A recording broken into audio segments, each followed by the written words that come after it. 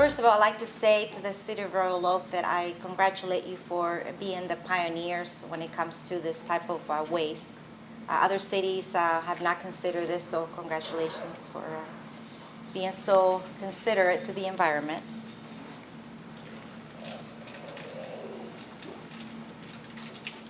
Okay, basically, we're going to talk about what is composting. Composting is the process of creating the ideal conditions for the rapid decomposition of organic materials. You know, it could be food, it could be yard waste, trees, branches, anything that's organic, that is compostable, that's organic.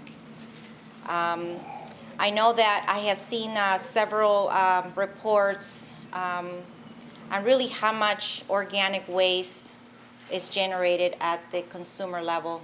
And it really depends on who's consuming that waste. You know, if it's the factory that's making pickles, they're going to be generating a lot more. If it's the grocery store that's selling the food, they're going to have a certain percentage of waste that they throw away. So at the household level as well in restaurants. So this is something that I truly believe that about 80% of the waste that we generate, it's about 80%. Some people say it's 40. It can be 40, like I said, depending on where you're generating that waste. In composting, organic materials can reduce your waste stream by as much as 85%.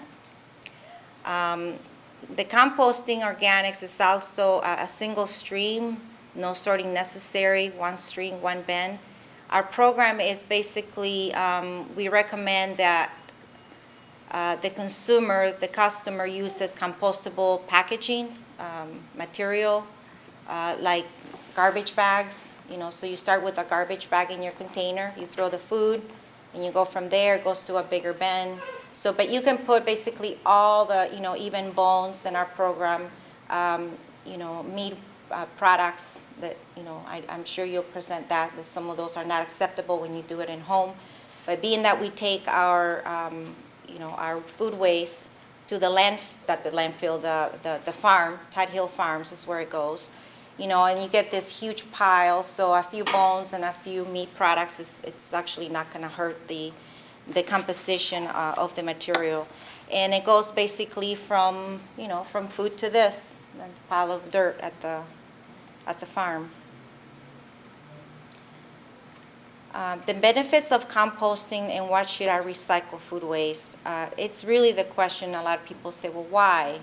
I remember about 8 years ago when I took over one of the routes from the west side of the state, because they're more conscientious about the environment, and the tipping fees are higher, the incinerator is higher, that, you know, to them it's economics. But here on the east side of the state, people say, why should I compost my food?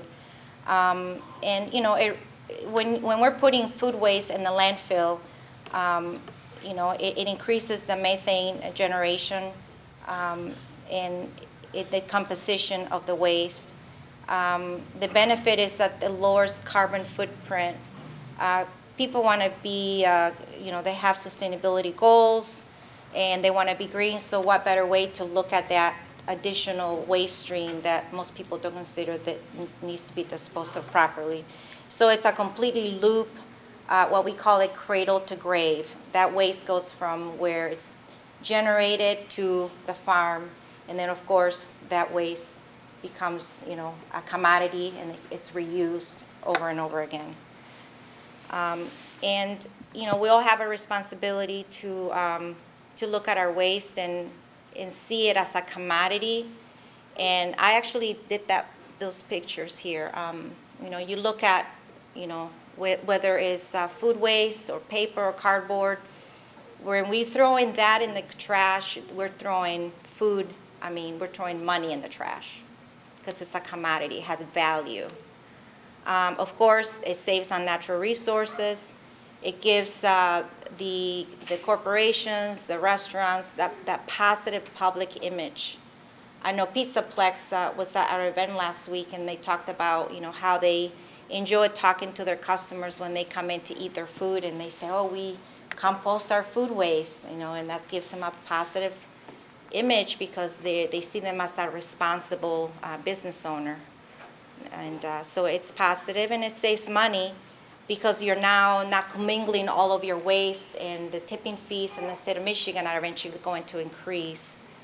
So it's going to save money in the long run. What's happening with compost and regulation? I have been in the industry since 1995, and I have really seen the state of Michigan DEQ adopt many laws, including fluorescent lamps that had mercury and they had to be recycled. And then they adopted the law where they had to be recycled. So they're a little bit slow, as you know, with government. But other states have added that regulation, and they've banned and mandated the proper disposal of food waste. And then these are the states that have adopted it. And some of the requirements include that if a garbage can has more than 10% of food waste, it's subject to fines. So it's hitting people in the pocket when they're contaminating the waste that they're generating. And so things happen for a reason. About 3 weeks ago, I got an email and a call from the DEQ asking if I was the only company that was actually hauling this type of waste in the state of Michigan or on this side of Michigan, because the DEQ is not aware of anyone else that's doing it, except for on a household level, that other company that that's operating on a very small scale in the city of Detroit. So they're looking at, the state of Michigan is looking at revising the solid waste law, which is Part 115. And I believe that Michigan is going to be next, could be next. And then these are some facts that I found that I'm not going to repeat, but you guys can read.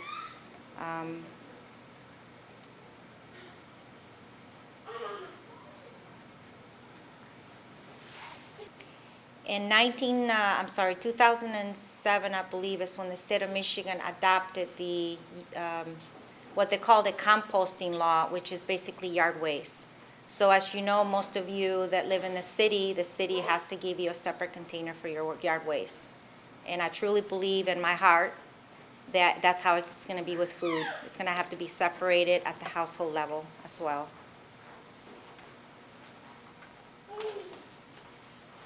And unfortunately, a third of the annual food production that ends up in the trash throughout the world. And collection and disposal and how it works is very simple. And the reason why I have this picture here is because we're trying to get restaurants to recycle. It's a lot easier when you do it at home.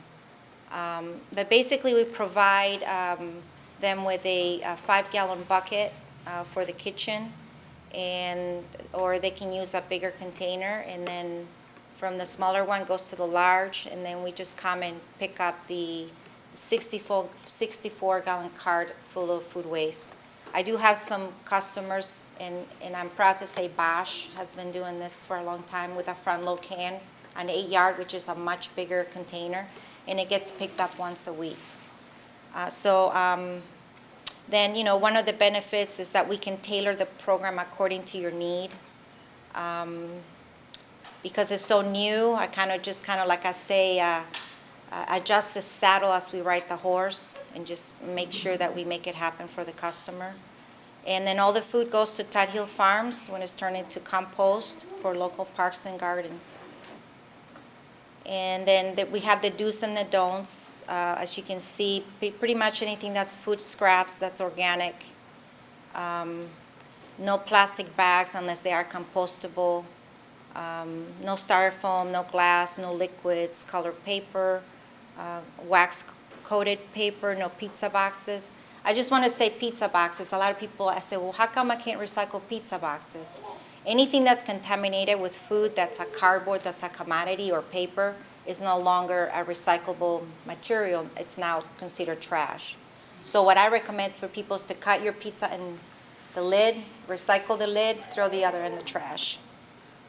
Is that contrary? You had on there paper towels and napkins. If they are compostable, yes, they are compostable paper towels, napkins, plasticware that they call it plasticware, but it's like dinnerware, and cups and anything that can be used for eating, but it's considered a compostable material that can be mixed with the food.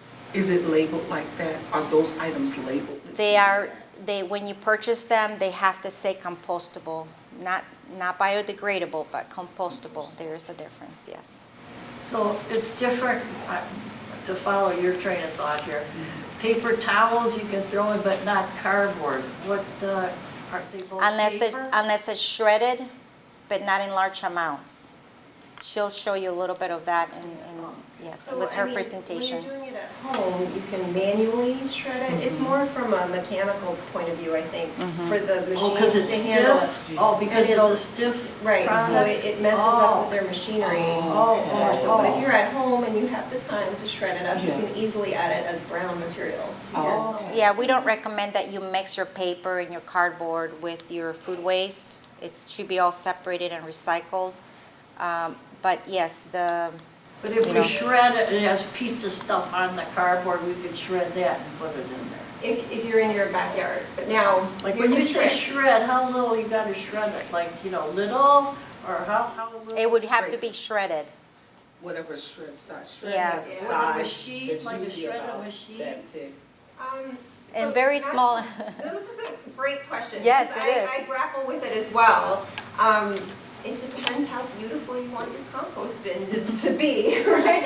I mean, essentially, if you have access to a shredder, but most people don't in their home. Well, I'm so- not gonna put my dirty pizza box in my shredder, you know what I mean? Exactly. No, So exactly. You can easily take scissors to it if you wanted to, but I mean, I do actually take the messy end of the pizza box, and I'll just, maybe 8 Tear it pieces, that's Oh. enough to start Oh, the process, and if you have a big enough pile, it'll just start working. Now, the trick is, you're not supposed to put dairy in your compost, because it'll attract. So no dairy or meat products will attract the vermin more so than any of your others. oh. So that's it. If you have a lot of cheese left over, then it might, the smells, but this is a scientific experiment. You figure it out, what works best for you. People can give you all kinds of advice, but at the end of the day, you're the one at home trying to figure out how to do it. And you can get all the tips, but are you really gonna shred it? No. You're gonna try to break it down into 8 little pieces, and it'll break down pretty quickly. Yeah, and you did pass out the brochure, so if you have any questions, feel free to call our office and we'd be happy to help you with any questions that you have. Thank you very much.